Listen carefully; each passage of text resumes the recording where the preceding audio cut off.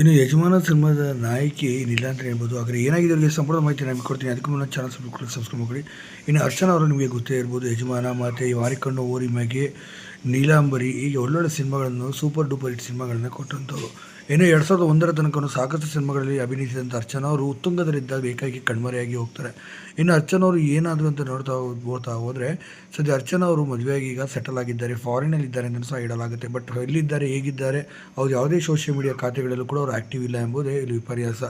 ಅಷ್ಟೇ ಅಲ್ಲ, ತುಂಡು ಹುಡುಗಿಯನ್ನು ತೊಡಬೇಕಾಗುತ್ತೆ ಎಂಬ ಕಾರಣಕ್ಕೆ ಅರ್ಚನಾ ಅವರು ಸಿನಿಮಾ ರಂಗದಿಂದ ಸಂಪೂರ್ಣವಾಗಿ ದೂರ ಹೊಡೆದು ಅಂತ ಹೇಳಲಾಗುತ್ತೆ.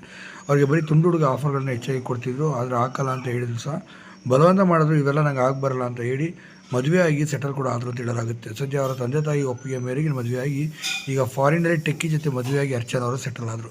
ಈ ಮೂಲಕ ಚಿತ್ರರಂಗದಲ್ಲಿ ಇನ್ನಿಲ್ಲವಾದರು ಅಥವಾ ನೆನಪಾಗಿ ಎಂದು ಉಳಿದಿದ್ದಾರೆ.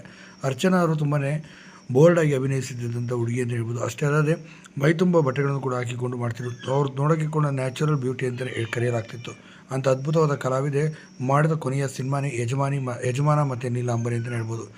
ಏನೇ ಇಲ್ಲಿ ನಟಿನ ಎಲ್ಲೂ ಕೂಡ